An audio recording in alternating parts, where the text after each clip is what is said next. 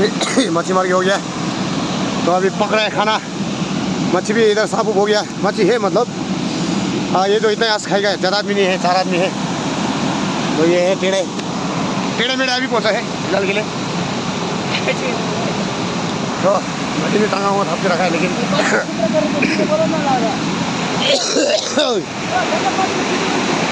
देखो देखो फिल्टर करके ऐसे पीना था पानी। देखा नेचुरल फिल्टर पानी है ना। अभी हम लोग नरेश जी ने खाना पका रहा है, बहुत टेस्ट बनाता बोलता है इसने खाना।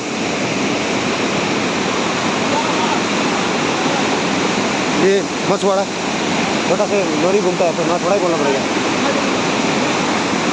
ओए बारिश पहुंच गया, देखो उधर तो बारिश पहुंच गया है यहाँ अभी, मुझे क्या लगता है अभी।